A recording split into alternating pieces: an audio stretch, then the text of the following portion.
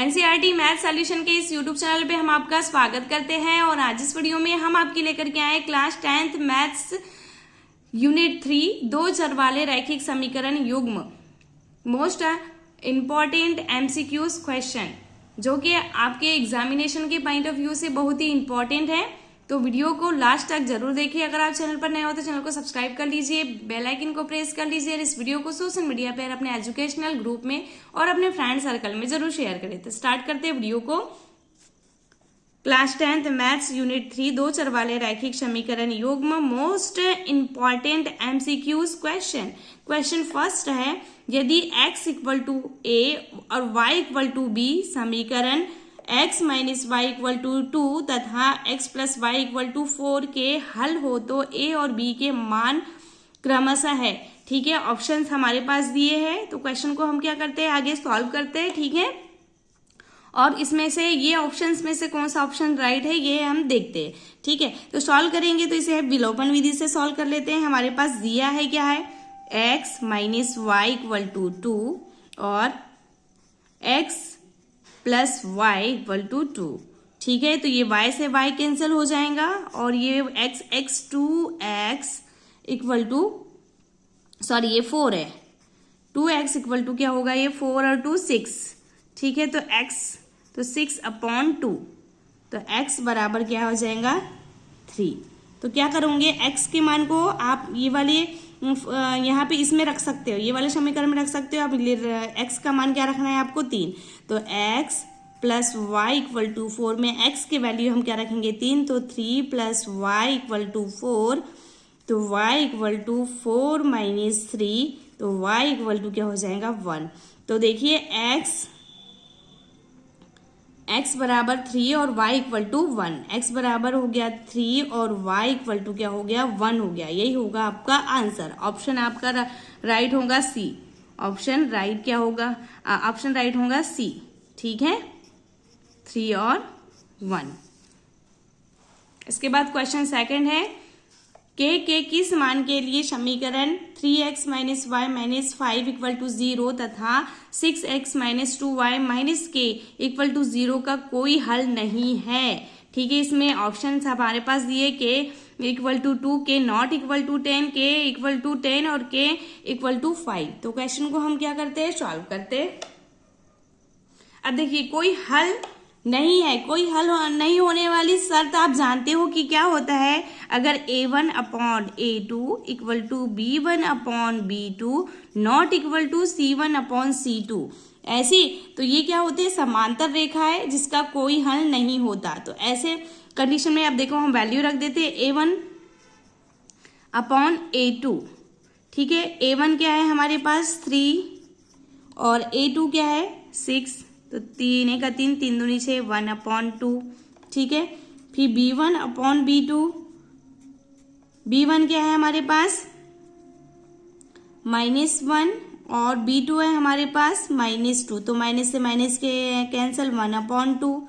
ठीक है, अब c1/c2 देखिए -5/-k।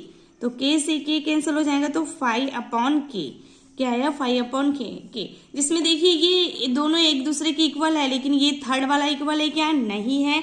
तो हम क्या लेते हैं, सेकंड और थर्ड लेंगे। क्या लेंगे हम, सेकंड और थर्ड लेते हैं। सेकंड क्या है इसमें b1/b2 1/2 not equal to 5/k। ठीक है, अब क्रॉस मल्टीप्लाई कर देते हैं। क्रॉस मल्टीप्लाई ऐसे करेंगे तो ये हो जाएगा k इक्वल टू 5 दूनी 10। ठीक है, नॉट इक्वल टू, सॉरी क्योंकि ये नॉट इक्वल टू। ठीक है, तो ये क्या होगा आपका आंसर। तो आंसर क्या राइट होगा आपका, आंसर बी। ठीक है, तो के नॉट इक्वल टू 10। ठीक, इसके बाद क्वेश्चन थर्ड है, युगपत समीकरण 2x plus 3y equal to 5 तथा 4x plus 6y equal to 9 है। तो इसका निकाय असंगत हल, अद्वितीय हल, अनेक हल और इनमें से कोई नहीं। तो ये वाले आपको ये कंडीशन आपको पता होनी चाहिए कि कब असंगत होते हैं, कब अद्वितीय हल होते हैं, कब अनेक हल होते हैं। ठीक है, और कब समांतर रेखाएं होती है। कोई हल नहीं होता, ये सब आपको पता होना चाहिए। आपने ये यूनिट पढ़ चुके हैं तो आपको ये सब चीज, ये सारे कॉन्सेप्ट आपके क्लियर होने चाहिए। ठीक है, तो क्वेश्चन को हम सॉल्व करते हैं। हमारे पास दिया है, देखिए ये समीकरण हमारे पास दिया है युगपत समीकरण, तो यहाँ पे भी हम a1/a2 चेक करते हैं। a1/a2, a1 क्या है यहाँ पे 2 है और a2 क्या है 4 है, तो ये हो जाएगा 1/2।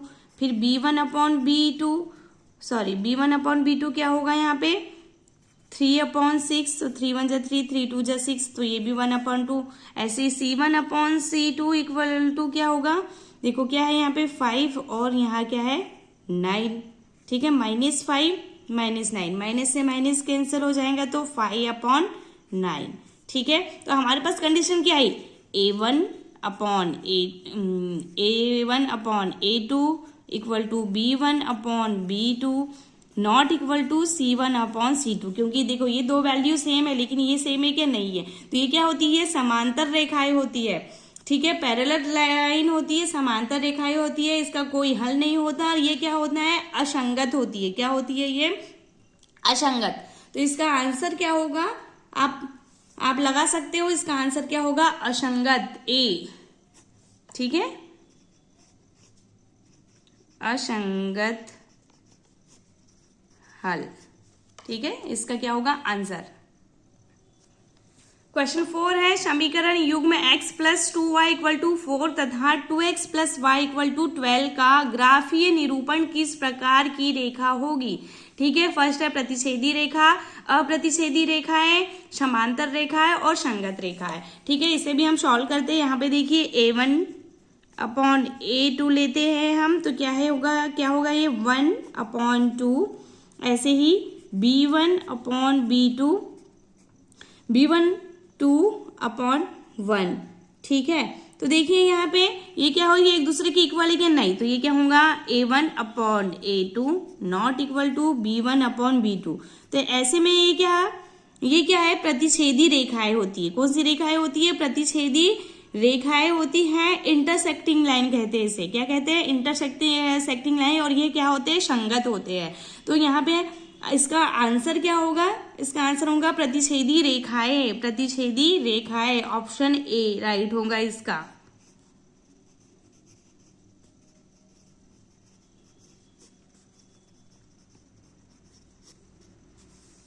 ठीक है, इसके बाद क्वेश्चन 5 है, असंगत समीकरण के युग्म का हल क्या है। कोई नहीं, अद्वितीय, दो हल संभव, इनमें से सभी। ठीक है, असंगत समीकरण के युग्म का हल क्या होता है।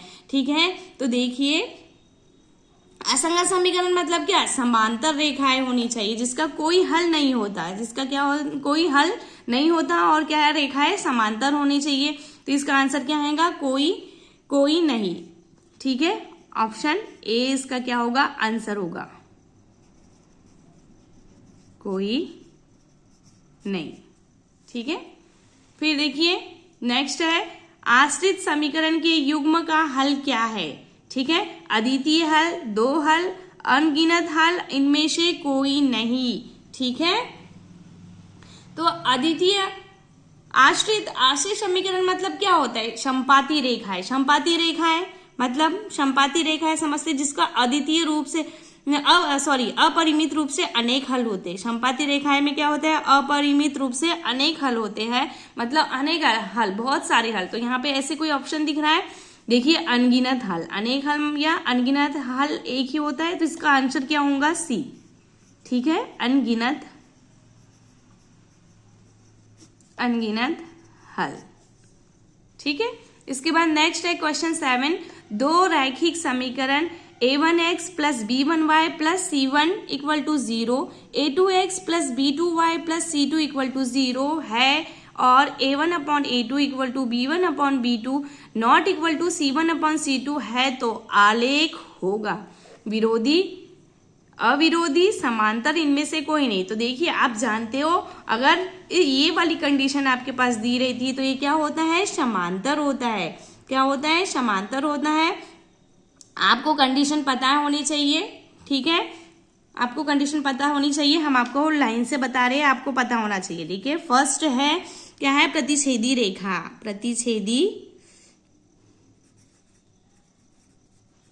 प्रतिच्छेदी रेखाएं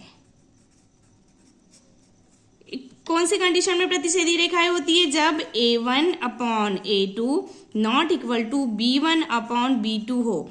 ठीक है, इसे क्या कहते हैं, इंटरसेक्टिंग लाइन। कौन सी लाइन, इंटरसेक्टिंग लाइन। ठीक है, प्रतिच्छेदी रेखा।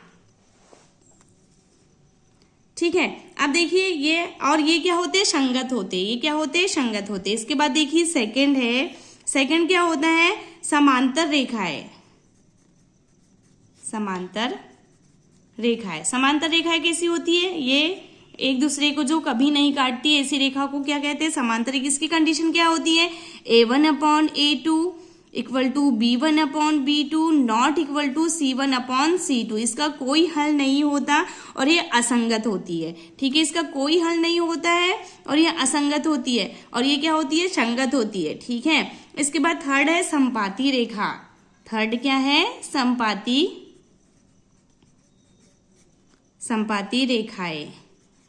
संपाती रेखाएं में A1/A2 equal to B1/B2 equal to C1/C2। ये आश्रित संगत होती है। क्या होती है, ये आश्रित संगत होती है। ठीक है, तो इसका आंसर ये A और C दोनों हो सकता है, A विरोधी और समांतर। ठीक है, इसका आंसर A और C दोनों। ठीक है, दोनों आंसर क्या है, राइट है इसके। ठीक है, तो आपको ये कंडीशन पता होनी चाहिए।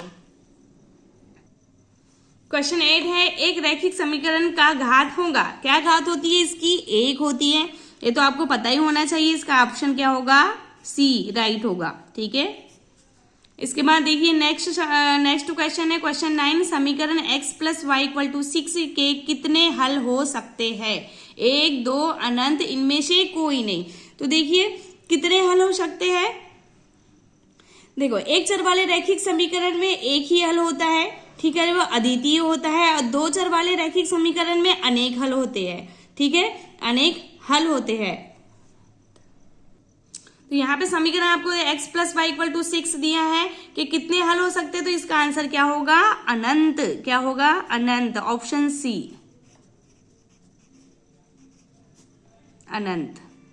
ठीक है, इसके बाद क्वेश्चन 10 है, एक रैखिक समीकरण जिसका कोई हल नहीं होता। रैखिक समीकरण क्या कहलाता है, जिसका कोई हल नहीं होता। आप जानते हो क्या होता है, क्या होगा, ये संगत युग्म होगा या असंगत युग्म होगा। क्या होगा बताइए, ये क्या होगा, असंगत। जिसका कोई हल नहीं होता वो असंगत युग्म होता है। हमने आपको समझाया है और आपको ये पता भी होना चाहिए। ठीक है, इसके पहले इससे रिलेटेड हमने क्वेश्चन भी सॉल्व किए, तो इसका आंसर होगा ऑप्शन B। ठीक है, असंगत युग्म, जिसका कोई हल नहीं होता, असंगत युग्म। ठीक है, क्वेश्चन 11 है, दो चर वाले रैखिक समीकरण के व्यापक रूप है। तो दो चर वाले रैखिक समीकरण का व्यापक रूप आप जानते हो क्या होता है, ax + by + c = 0। यहाँ पे कौन सा ऑप्शन दिख रहा है आपको, ऑप्शन B। तो इसका आंसर क्या होगा, option B, ax + by + c = 0। ये क्या होगा आपका आंसर। ठीक है, क्वेश्चन 12 है, समीकरण निकाय 5x + 2y = 0 और ax - 3y = 0 के अनगिनत हल के लिए a का मान ज्ञात कीजिए। ठीक है, हम यहाँ पे देखिए A1/A2 लेते हैं, A1/A2 लेंगे 5/a और B1/B2 देखिए, B1/B2 क्या होगा, 2/-3। 2 क्या हो जाएगा, -3 होगा। अब देखिए यहाँ पे ये दोनों को कंपेयर करते हैं, तुलना करते हैं। तो A1/A2 = B1/B2। A1 की वैल्यू क्या है, 5/a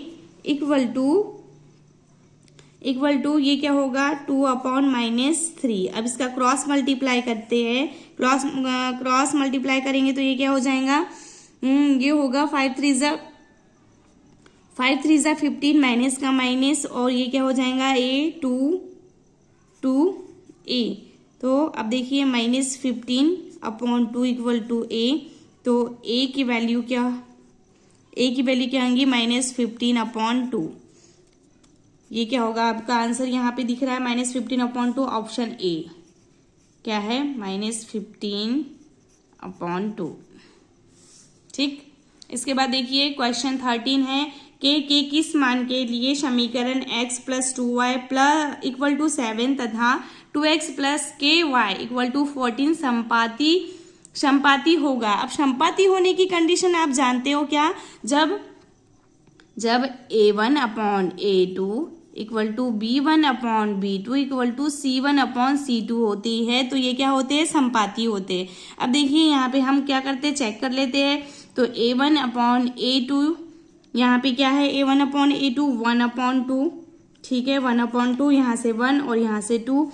ऐसी b1/b2 क्या होगा? 2/k। तो देखिए ये एक दूसरे के इक्वल हुआ क्या? ये एक दूसरे के इक्वल हुआ क्या? नहीं, तो इनका ही हम क्या कर लेते हैं? कंपेरिजन कर लेते हैं। इसी को सॉल्व करते हैं। तो a1/a2 = b1/b2 करते हैं। तो देखिए वैल्यू रख देते हैं 1/2 नॉट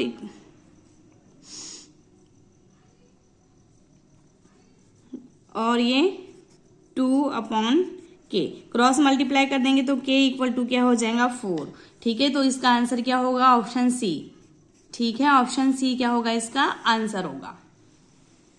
इसके बाद देखिए क्वेश्चन 14, व्यापक समीकरण a1x + b1y + c1 = 0 और a2x + b2y + c2 = 0 में अद्वितीय हल के लिए क्या संबंध है? अद्वितीय हल के लिए क्या संबंध है ये हमने आपको बताया था। आप बताइए कि अद्वितीय हल के लिए क्या प्रतिच्छेदी रेखाएं होती है जिसका केवल एक हल होता है। ठीक है, ऐसे अद्वितीय हल इसे अद्वितीय हल और इसकी कंडीशन क्या होती है? a1/a2 क्या कंडीशन होती है? a1/a2 ≠ b1/b2।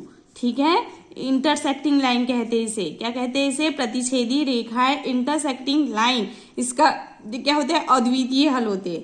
तो इसका आंसर क्या होगा? Option C.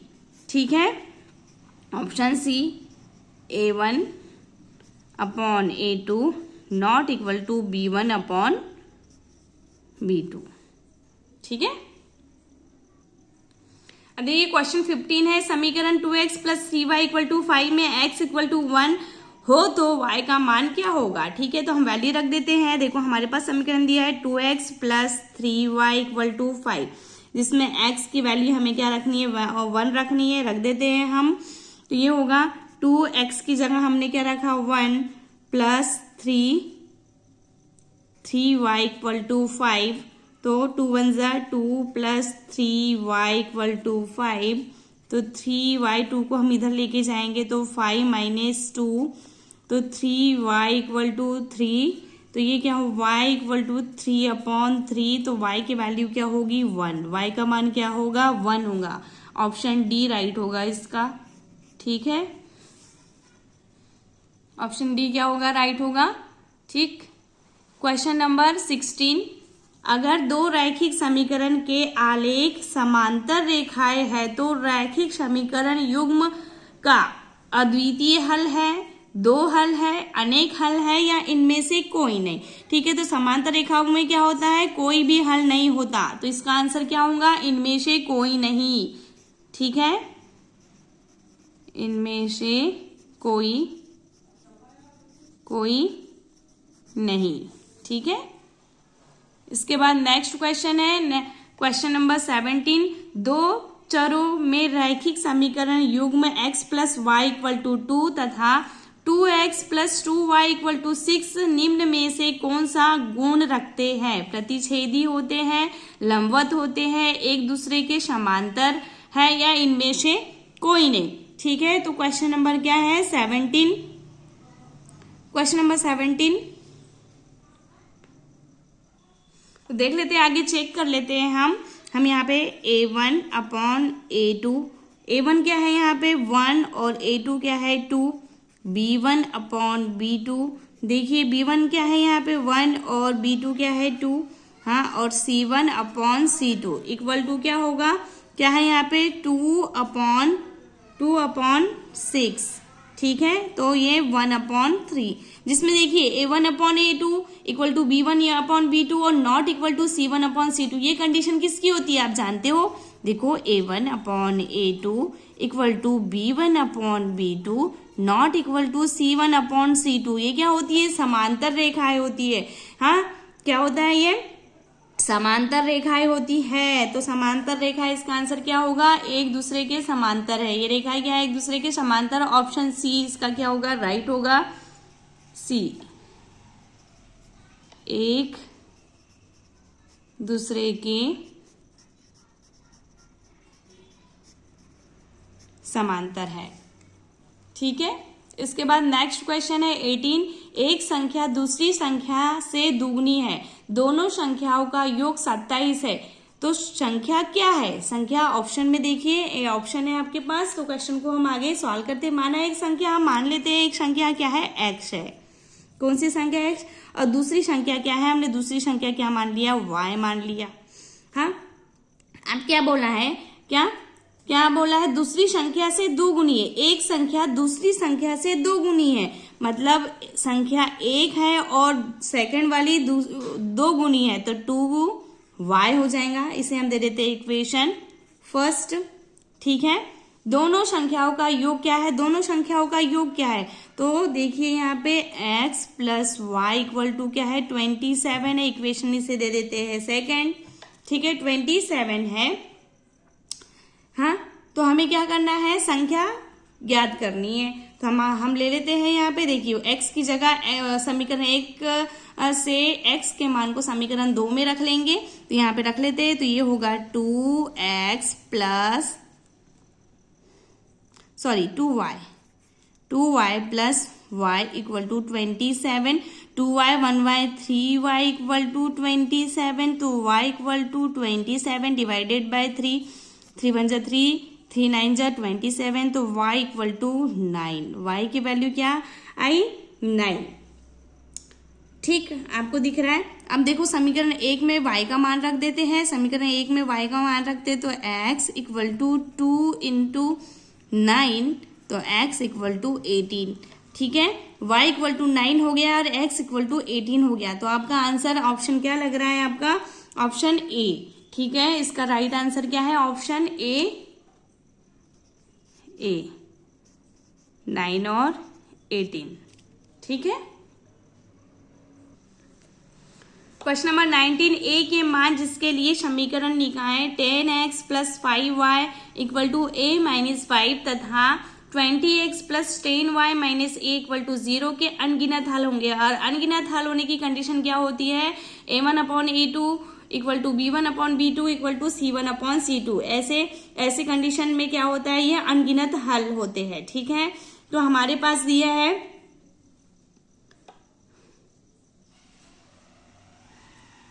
ठीक है, इसे हम क्या कर लेते हैं, इसे ये वाले जो ये इसे हम देखो, हमारे पास दिया है समीकरण 10x plus 5y equal to a minus 5, और सेकंड में को हम सुधार लेते हैं, तो ये हो जाएगा 20x plus 10y equal to a, ठीक है। अब इसके बाद देखिए यहाँ पे a1/a2 लेंगे, तो ये क्या होगा, 10/20 equal to 1/2, b1/b2 b1/5/10 equal to 1/2 ही होगा, और c1/c2 a/5/a, ठीक है। तो यहाँ पे क्या कंडीशन दिख रही है आपको, ये दोनों इक्वल है, लेकिन ये इक्वल है क्या, नहीं, तो ये क्या है, देखो a1/a2 equal to b1/b2 not equal to c1/c2, तो हम b1/b2 और c1/c2 लेते हैं, ये हो जाएगा 1/2 not equal to a minus 5/a, value रख देते हैं। अब सॉल्व करते हैं, क्रॉस मल्टीप्लाई, तो a equal to 2a minus 10, 2a minus 10, तो 2a को इधर लेके जाएंगे तो a minus 2a equal to -10, ठीक है, -10, तो a की वैल्यू अब देखो ये a 2a में से -2a में से a माइनस हुआ तो minus a equal to -10, minus से माइनस कैंसिल, तो a की वैल्यू क्या होगी 10, a की वैल्यू क्या होगी 10 होगी। आपका आंसर ऑप्शन सी क्या होगा, राइट होगा। ठीक है। क्वेश्चन 20 है 2x plus 3y equal to 5 का आलेख कैसा होगा। ए है वक्र रेखा, बी है सरल रेखा, सी है एक वृत्त को प्रदर्शित करता है, इनमें से कोई नहीं। तो देखिए ये क्या 2x plus 3y equal to 5, तो इसका आलेख कैसा होगा, सरल रेखा होगा। क्या होगा, सरल रेखा। ऑप्शन बी राइट होगा इसका, सरल रेखा। ठीक है, मिलते हैं नेक्स्ट वीडियो में। Thanks for the watching.